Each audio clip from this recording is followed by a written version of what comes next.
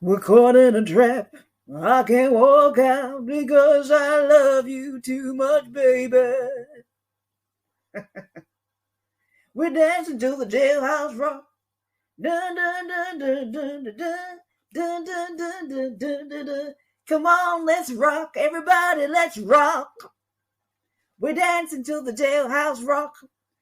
So this is going to be celebrating Lisa Marie Presley's life. It's going to be celebrating Elvis's life because Elvis rocked. And Lisa Marie Presley also made some very good music, and I'm going to be singing some of those songs. This is going to be a celebration of her life before her memorial service. I want people to enjoy it. I want people to relax, get a cup of coffee, get some popcorn, a packet of crisps. I want you to enjoy this memorial service that I'm having for Lisa Marie Presley because I think that she was actually a very good person, and I want to celebrate her life.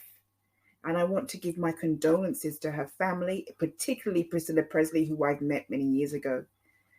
And this is going to be a celebration of life. It's going to be a celebration of music. We're going to be talking about Lisa Marie Presley from the day she was born to when she met Michael Jackson to the aftermath and everything in between. This is a celebration of Lisa Marie Presley's life and her father Elvis, the legend. Well, since my baby left me, have you found a new place to dwell? Well, it's down at the end of a lonely street called Heartbreak Hotel. I'm living so lonely, baby, living so lonely. I'm living so lonely I could die. So this is, I'm prepared to make a complete fool out of myself because this is a one-time gig. I'm not going to do this again. Lisa Marie, the daughter of Elvis Presley, the icon, the king of rock and roll, the legendary performer, the charismatic performer,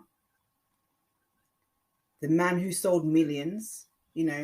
Sam Phillips said, if I could find, let's get the quote.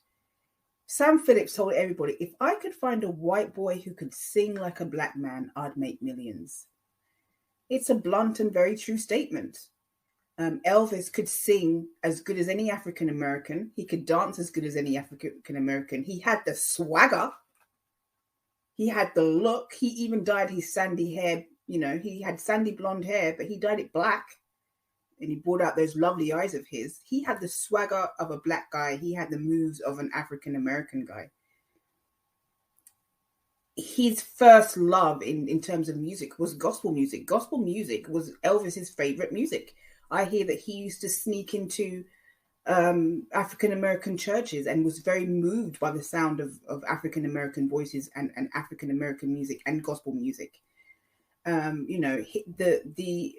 The foundation of what he sang really came from African American musicians, African American singers, and he made it mainstream. But he had the swagger. He could dance. He had the moves. Lisa Marie Presley is the daughter of a legend, the daughter of the king of rock and roll, and she married the king of pop. So she's had two kings in her life. And she's also the daughter of Priscilla Presley, who was an actress and who was a beautiful woman. And, she's going back to Graceland. This is going to be her final, this is where she's going to be for the rest of her life. And she's going to join Elvis. She's going to join her son. And, we have to commemorate that, I believe. This is not something that any of us expected, I don't think. We never thought that this was going to happen. But it has happened, and we need to make it into a celebration because she had her own thing going on too. Lisa Marie Presley was a great songwriter. She was a great singer herself. So Lisa Marie Presley was born on the 1st of February 1968 to American singer and songwriter Elvis Presley and actress Priscilla Presley, and she was their only daughter. She released To Whom It May Concern as an album in 2003, Now What in 2005, and Someone Grace in 2012. Her first album reached gold certification, and I actually love the album. Her first album is an album I really love. So she spent a lot of her childhood in Memphis, Tennessee. But she was basically a child of divorce, really. She lived with her mother in Los Angeles and frequently visited her father in Graceland. And obviously her father departed this earth not that long after she was born. I mean, she wasn't raised with her father. She really knows her father through his work.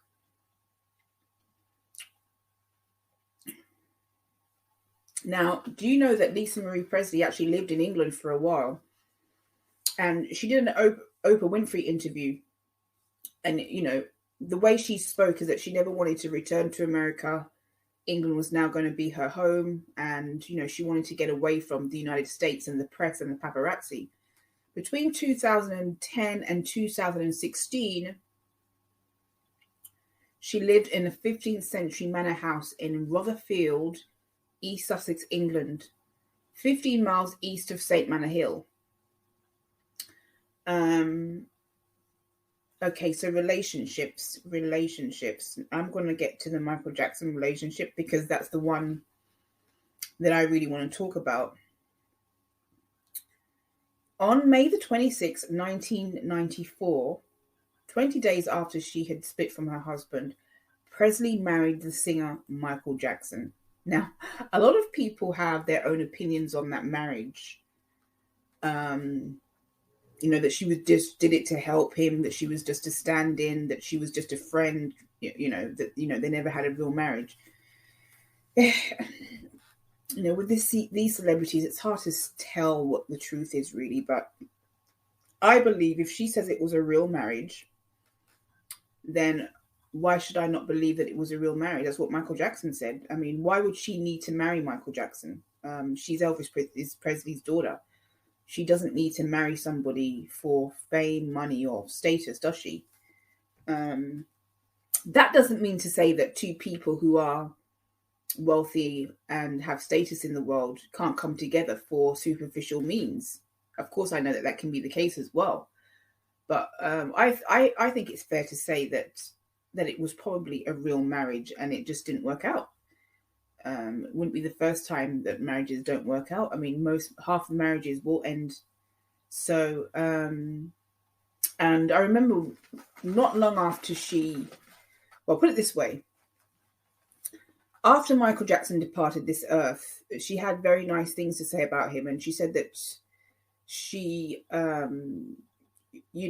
felt kind of used in the marriage to some extent, but that now looking back on things, now, reflecting on their marriage, that she actually understands him a lot more after he parted this earth. She said that, she understands a lot of what was going on and a lot of what happened, and that she understands him better now, and that she forgave him for everything. She forgave Michael Jackson, and she felt, she wished that she had been with him when he departed this earth. So I do think that there was love there.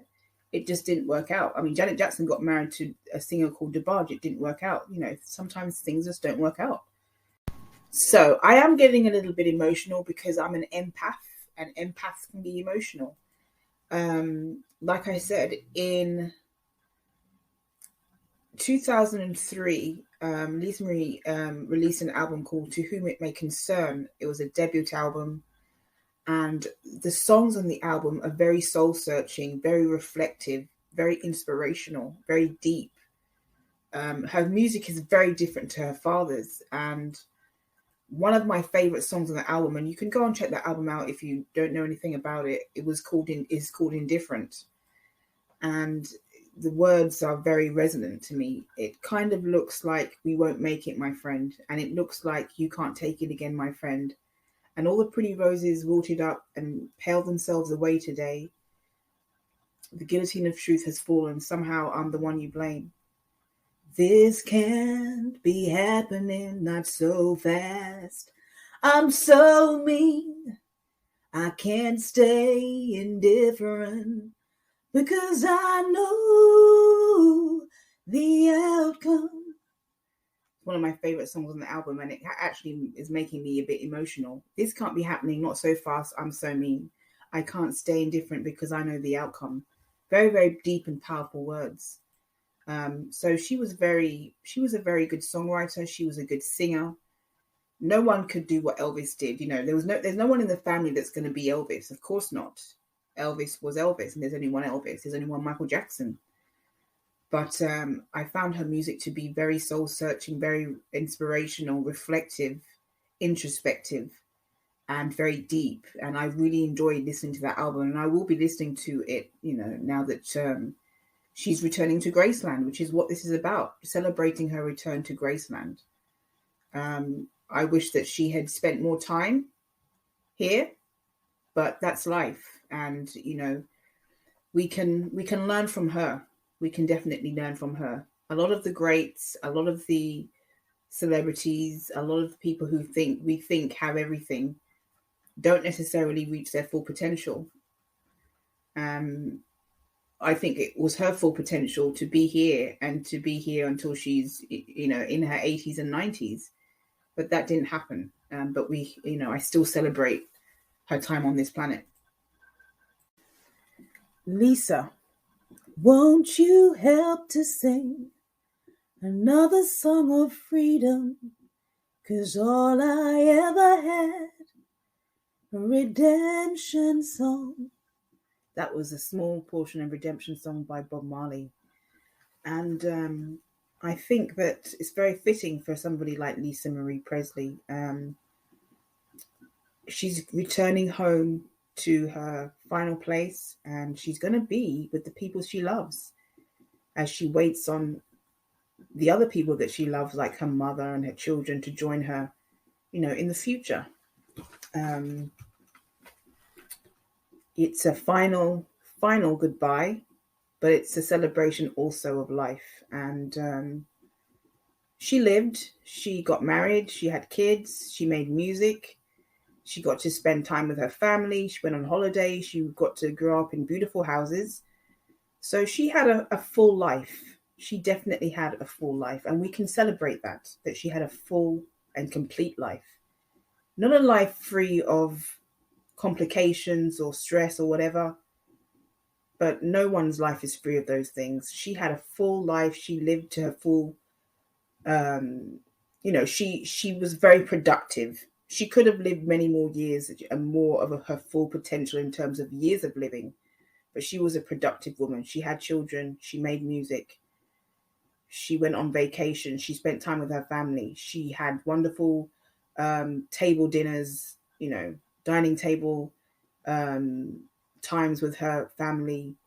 She went on vacations. She lived a good life for most of her life.